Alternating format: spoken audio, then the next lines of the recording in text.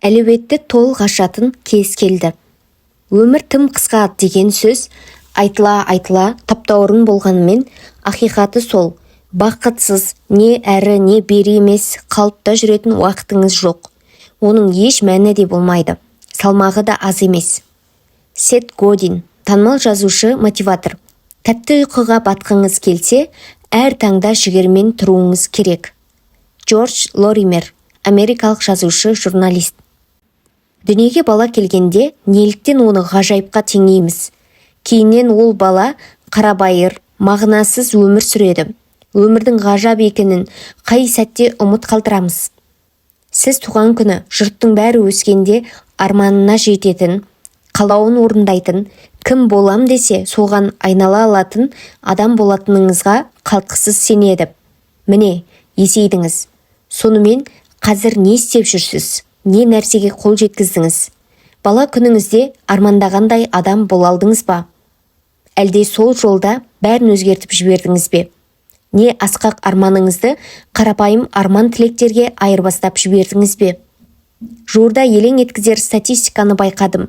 Орта деңгейлі америкалықтың салмағы 10 келі артық, әрі $10,000 қарызы бар екен. Сонымен қатар көбі күйзеліске түскен, жұмысына көңілі толмайды. Досы да көп емес деседі. Осы алып қашпа әңгіме жартылай ғана шындық десек те, бұл америкалықтарға жақсы бір серпіліс керегін көрсетеді.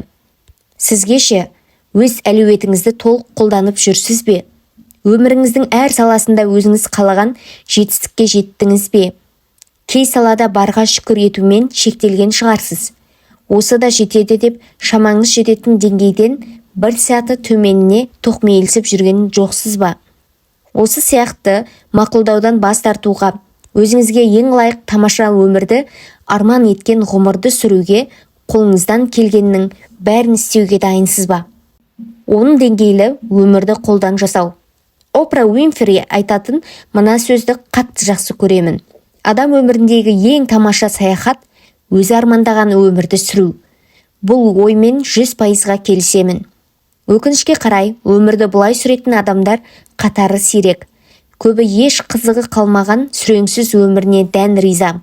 Тағдырдың бергеніне көңілі тоқ. Тіпті бір салада айталық, кәсіпте белгілі бір жетістікке жеткен жан өзінің өзге қырларына, мысалы денсаулығына қатысты, не қарым-қатынастағы орташа нәтижесіне қанағаттанады. Атақты бестселлер авторы Сет Годиннің орташа мен нашардың арасында айырмашылық бар ма? Еш айырмашылық жоқ деген сөзі өмір шындығы. Жұрттың бәрі солай өмір сүреді.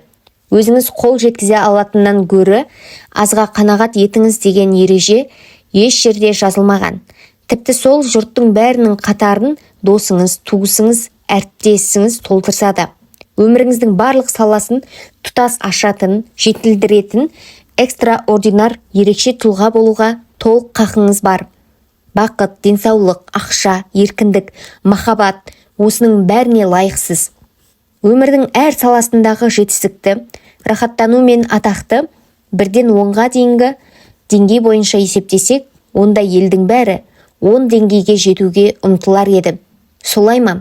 Өз басым, денсаулығымның деңгейі тек 7 болса да жеткілікті. Денім сау, тым қуатты болғым келмейді деген адамды өмірімде кездестірмеппін. Немесе өзгелермен қарым-қатынасым 5 деңгейде болса жетеді. Ет жақындармен ұрыс-керісте тұрған ештеңе жоқ. Қалауымның бәрі орындалмауы соншалықты маңызды емес. Жұрттың қызғанышын оятардай жарыммен тым бақытты болғым келмейді дейтінді де кезіктірмедім.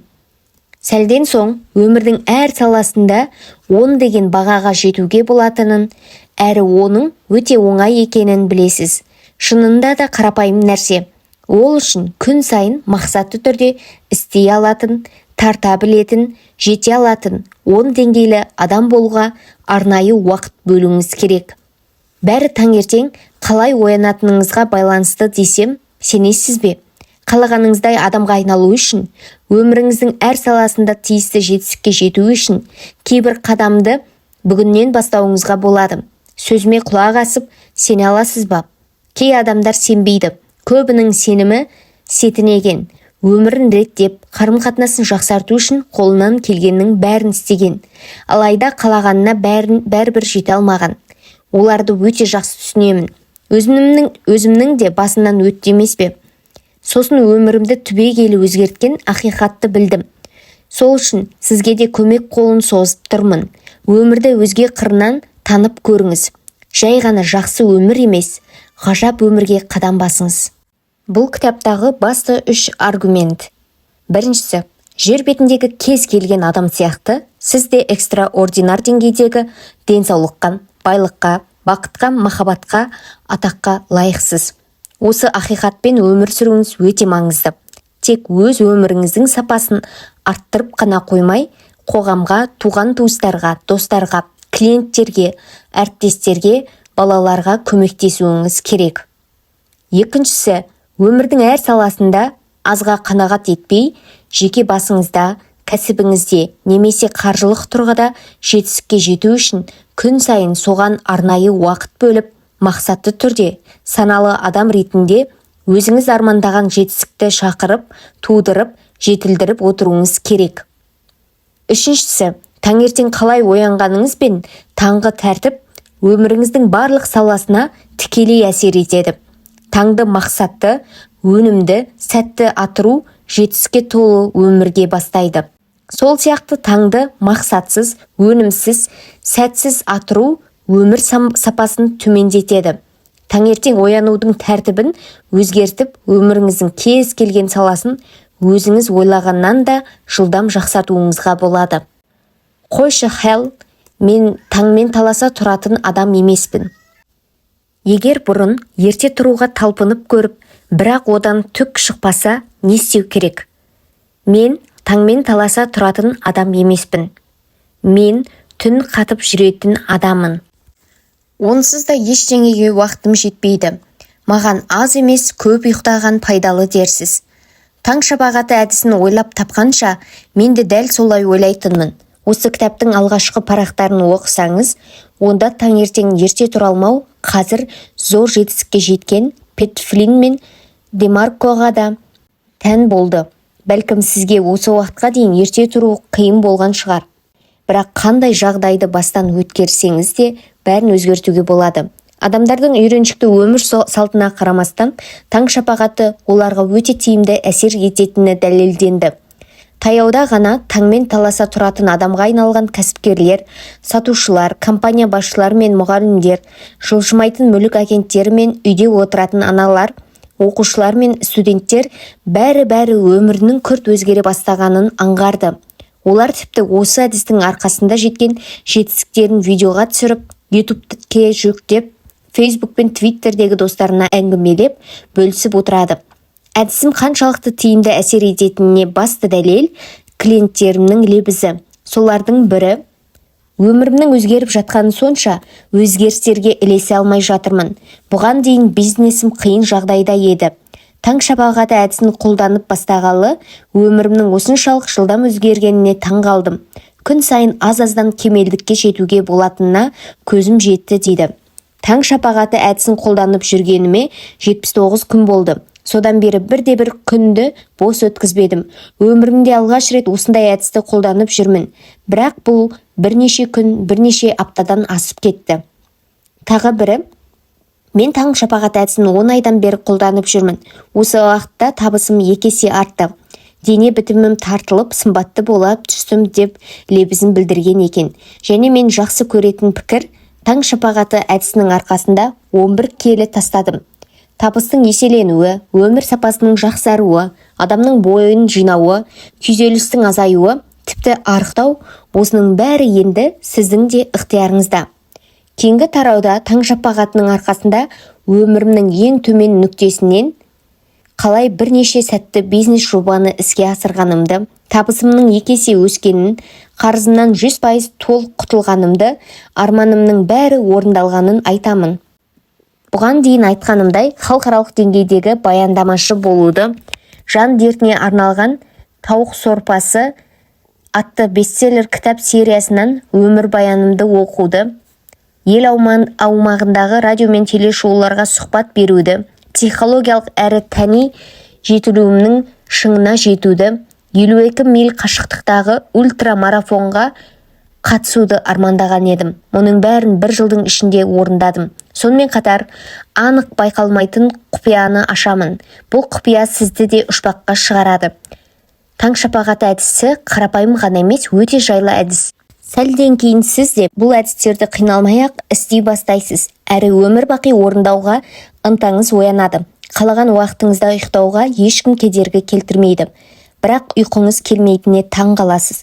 Маған қаншама адам демалыс күндері де ерте тұрып өзін жақсы сезінгенін, бір күнде қаншама ісін тап-тұйнақтай орындағанын айтқанын білсеңіздер ғой. Тіпті санына жетпей қалдым. Мұндайды өзімде күтпеген едім.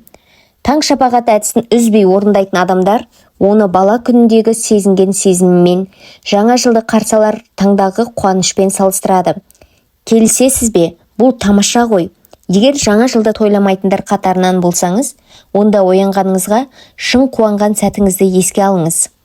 Бүгін мектепке барамын деген күн, туған күн немесе демалыстың алғашқы күні. Әр күніңізді шаттықпен бастау қандай тамаша екенін елестетіңіз. Енді таң шапағатының кең тараған әрі өте маңызды деген пайдалы тұстарын атап өтейін. Бұл әдісті қолдана бастасаңыз, осы артықшылықтар өмір салтыңызға енеріне сенсеңіз болады.